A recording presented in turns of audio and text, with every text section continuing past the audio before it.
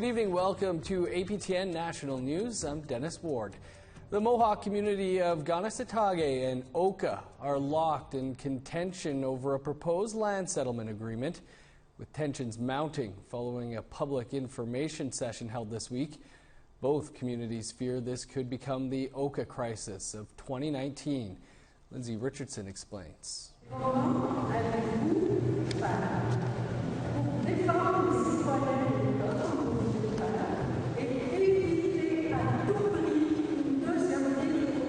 Inside of this church in Oka, the arguments were loud.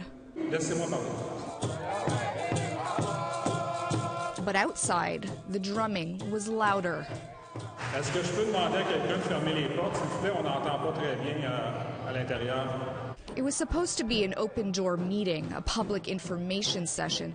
But like so many times before, the Mohawks of Kanesatake say their neighbors in Oka have closed the door on negotiations as land disputes wage on. You can see the frustration between the two, and there's no need for that. You know, this land deal or land claim, it's not needed. A developer from Oka recently reached an agreement in principle with the Mohawk Council to donate a parcel of land to the federal government for possible transfer back to Kanesatake. Those are pottery shards found at Oka Park. They date between 1,000 to 2,000 years. They are the original occupants of the territory, as Grand Chief Serge Simon often reminds stakeholders with hard proof in hand. It's just simply to contradict the mayor of Oka, who says we've only been there for 300 years when the priests arrived. Not true. But the community says this deal is too good to be true. If pushed through, the developer would receive a tax cut.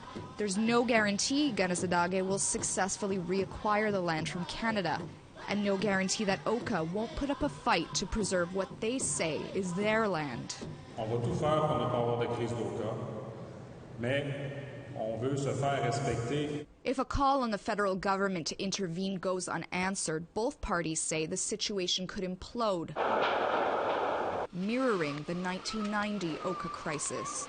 The next Oka crisis would not necessarily be triggered by the Mohawks, but by his citizens. So he's been talking to his citizens in an incendiary way and trying to raise his citizens against my people. You're going to see something happen. You think we're going to just stand there and let them abuse our people down here? No. The two parties have not spoken in person since 2017, when protests forced construction stoppage on another disputed lot in Oka. 2 years later, construction has resumed. Tension between leaders remains high, and demonstrations by community members are escalating. Here, the development is growing. Montreal, you know, it's coming out this way, and we don't want that. I need you to move now. Why? Or what? You have to move. We cannot stay here for intimidating. Who am I intimidating? Just one day after calling for peace and order, a Mohawk man says he was already intimidated by authorities in Oka while idling in a public space within earshot of the mayor. The city owns the park, and if the city asks you to leave, you have to leave. I don't have to go anywhere. A situation all too familiar to one lived almost 30 years ago. See this shit? This is Kanesatake every day. Monkey see, monkey do. Begging the question, if no consensus is reached, will history repeat itself? Lindsay Richardson, APTN National News, Kanesatake, Mohawk Territory. A First Nation community in the Northwest Territories is one step closer to having more control over their finances, because the traditional lands of the Yellowknife's Dene could be returned back to the community. Our reporter Charlotte Moore-Jacobs has that story. This is Dilo. It's located on the tip of Yellowknife. Yet the housing and infrastructure differ greatly. Chief Ernest Betsina is one of the 200 Yellowknife's Dene members who live here. As you can see in Dilo, you can see the physical difference between the city side on my left. You got beautiful sidewalks, you got beautiful drainage, and yet in Dilo, you can literally see where the sidewalk ends, and this is where Dilo starts.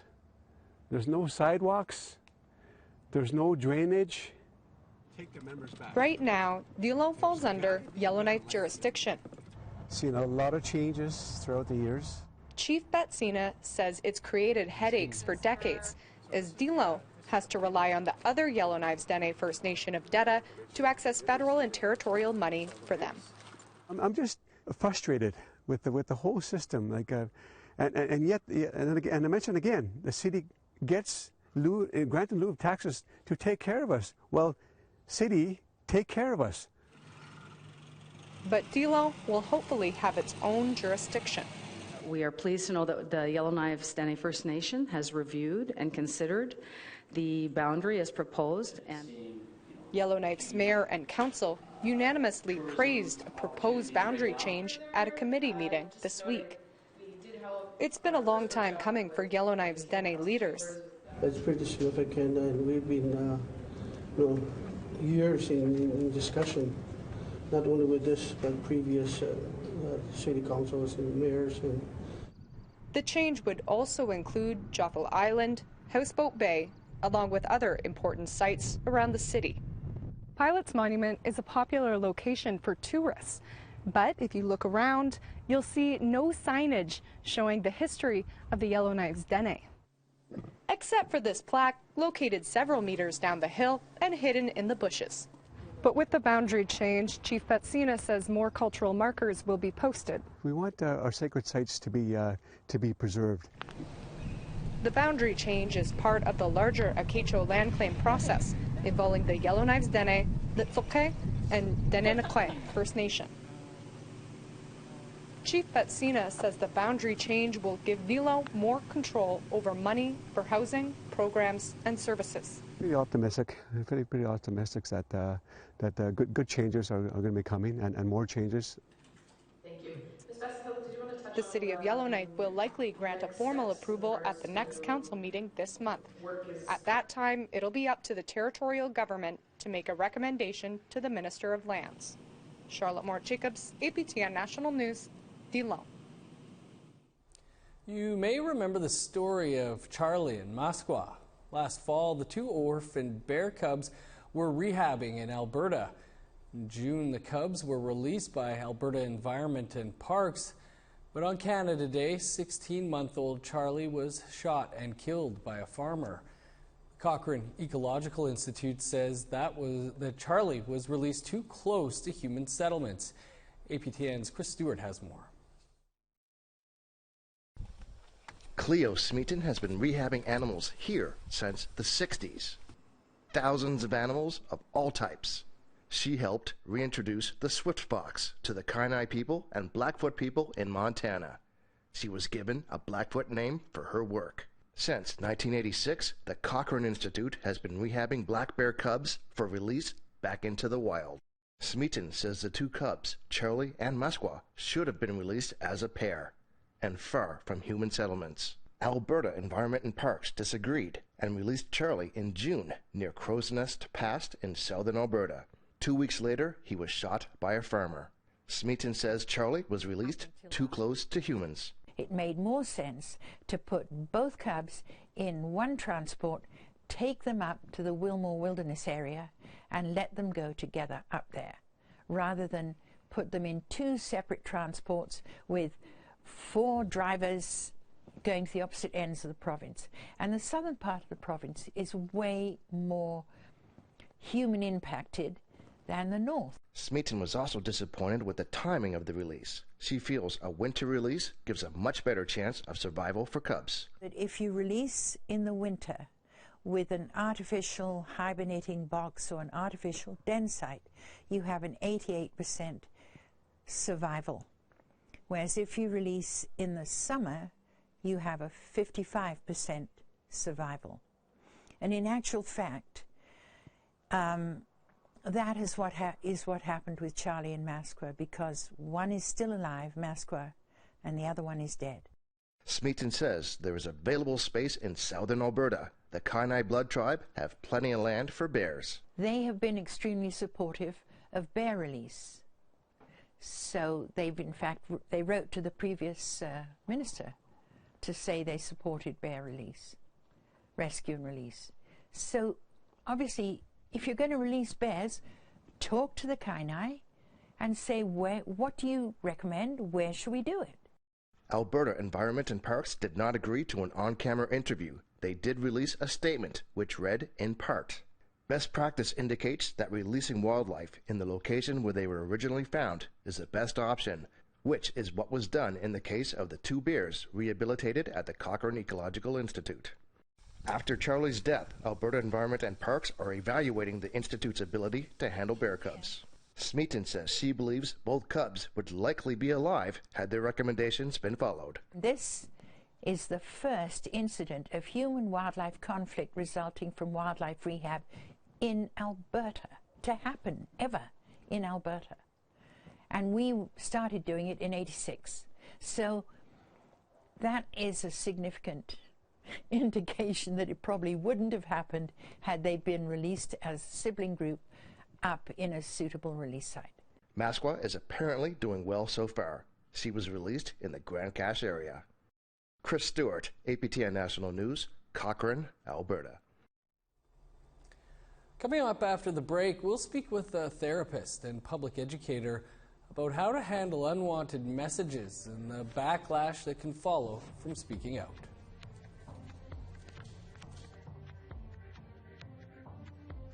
Here's a look at Friday's weather forecast starting on the East Coast. 29 under the sun in Fredericton, 15 in Nain with sunny skies, rain, and 10 for Cartwright.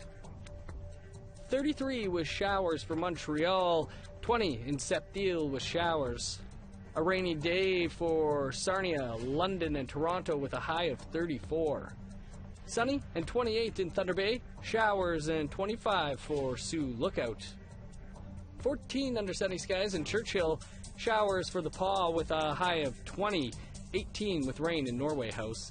A sunny day for Winnipeg with a high of 25, 24 for Gimli and Brandon. In Saskatchewan, showers in Regina with a high of 22, 19 for Saskatoon and North Battleford with rain on the way, 20 with showers in Meadow Lake.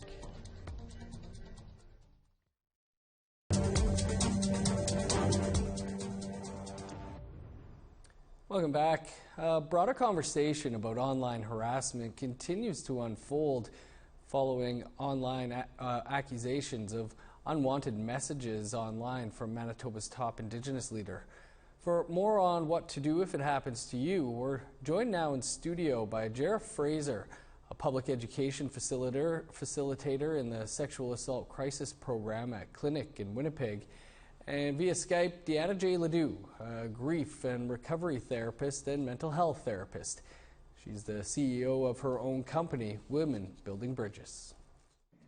Thanks to you both for taking some time. Jara, maybe if we could start with you and just how prevalent is this type of harassment? So it's actually extremely prevalent when we think about a more trauma-informed kind of definition of sexualized violence, which really includes not only sexual assault that has an element of touch, but sexual assault that also includes harassment and experiences that can elicit a sexual assault trauma response that necessarily don't include touch. So when we broaden our understanding to include all of those pieces, it's quite gendered and it's quite prevalent in terms of anything that's unwanted or uninvited. And really makes the person on the receiving end uncomfortable or fearful, or at times elicit those trauma responses we see with any kind of sexualized violence. Deanna, is online harassment something that you hear a lot of? I hear about this almost daily from peers, from friends, other friends on social media, and it's really prevalent in not only First Nations societies, but in every society. Deanna, what type of counseling do you offer, and what's out there for people that are seeking counseling? For people that have been affected by harassment via social media, there's all types of counseling that First Nations can access therapy through their bands if they are on a First Nation, or if they go into the city. There's a lot of offices that they can go to access counseling there as well. And here in Winnipeg at Clinic where you work, what type of counseling do you offer there? So at Clinic, we have a few options. It's no cost and no referral, so folks can access our sexual assault crisis counseling lines 24/7 and speak to someone if they themselves have been affected by sexual violence, including sexual harassment. And also for loved ones or secondary survivors, folks who might be responding to disclosures or supporting someone who's also going through this and seeking the right fit in terms of their own healing. So we have the telephone lines, which is a crisis response, so 24/7. We also have in-person counseling options, again for secondary survivors and survivors. But we're not the only resource in the city. Ganigani-Check, Heart Medicine Lodge, Sage House, other agencies within the city are able to respond to sexualized violence in different ways. So survivors have lots of choices. Jer, are there some steps or first steps someone should take when being harassed online? So really, I would just encourage folks to kind of listen to what their experience is and what they might need next. It's really normal to kind of internalize our victim blaming culture, which might mean minimizing the experience, taking in messages around, well, there wasn't touch, so why is it impacting me in this way so significantly? So just really letting yourself have the space to listen to what you need and respond in a way that feels like the right fit for the individual. So knowing that this was an experience that took away a sense of choice, power, and control, we want to do everything we can to give back a sense of choice, power, and control, including what survivors might like to do next, and knowing that that's really their choice and we need to honor that. Do you have any steps for yourself that you feel we didn't touch on that people should take when being harassed online?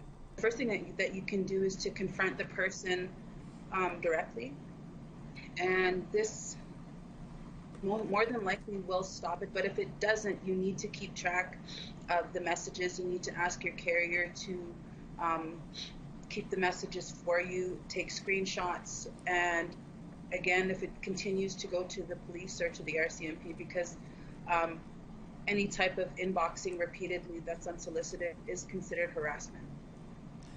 Deanna, what type of support is out there? Do you have any advice for those that speak out and then face an onslaught of backlash online or elsewhere? A lot of times, the perpetrators of these inboxes or of the harassment will villainize the victims in an attempt to make themselves look innocent. What I would do is to continue seeking support, not only from your peers, but and also to expose them. One of the ladies that posted online yesterday, she said, should I expose this individual that was harassing her online? Yes, expose them.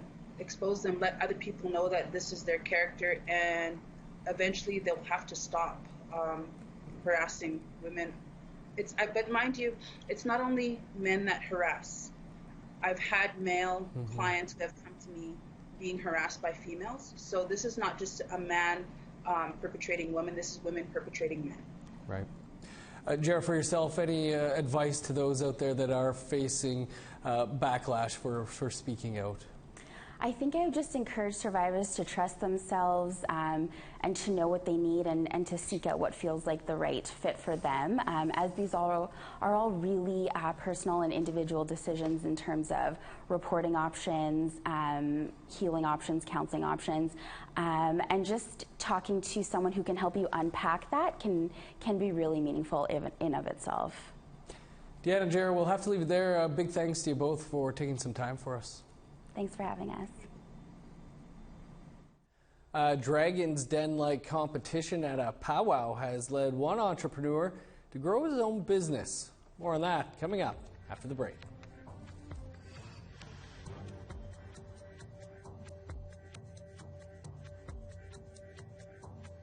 Showers and 28 for High Level. 19 and sunny for Lethbridge and Medicine Hat. A high of just 14 for Calgary. Sunny skies and 21 in Campbell River and Vancouver. 22 with showers in Bella Coola. Rain and 27 for Fort Nelson. 15 with rain for Prince George. 22, and showers in Old Crow, 21, with rain for Whitehorse. Sun's out for Fort Liard and Trout Lake with a high of 28. 22 is the high for Yellowknife. 8 for Sax Harbor, 23 and rain for Colville Lake. 15 in Repulse Bay, 17 for Baker Lake, Arviette, and Whale Cove. 12 in Resolute, 11 with showers in Igloolik.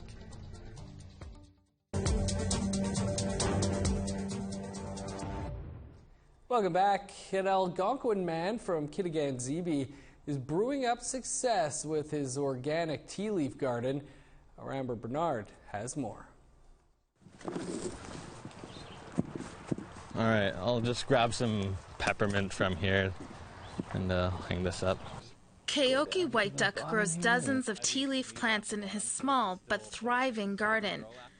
He's been tending to tea leaves for about 5 years in his family's backyard in Chelsea, Quebec, and recently took top prize in Powwow Pitch, an Indigenous entrepreneurial competition.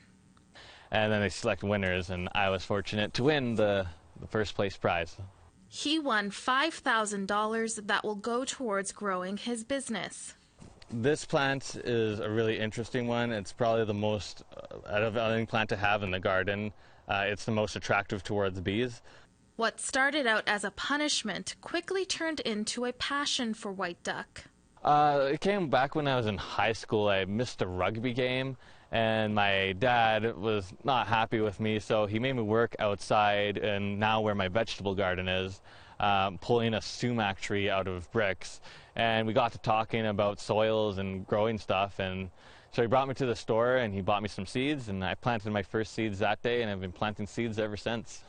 While he plants many different kinds of tea leaves, White Duck says it's important he maintains traditional Algonquin medicines in his garden too. In my garden I have over 100 different kinds of plants, and I do have a few traditional Anishinaabe plants. I know raspberry leaf has been a tea that a lot of cultures around the world, but our Algonquin culture have used that as a medicine, primarily for women, for thousands of years. White Duck plans to purchase land and expand his business within the next year. But his ultimate dream is to work full-time in his garden. For now, he works as a landscaper on the side. Well, coming in the garden and just working in my garden all day just makes me the happiest person. If I could do this job full-time, I would be a very happy man. White Duck has multiple small gardens located between Kitigan Zibi and Chelsea. In total, he estimates he has about an acre of land, but it's quickly filling up. So I'm hoping to start summer 2020 to get a property and then start building a very large garden. Amber Bernard, APTN National News, Chelsea, Quebec. And that is your APTN National News for this Thursday. For the latest, including an exclusive story on Manitoba's top Indigenous leader, visit our website, aptnnews.ca, and stay up to date with the latest by downloading the APTN News app. I'm Dennis Ward. Thanks for tuning in. We'll see you back here tomorrow.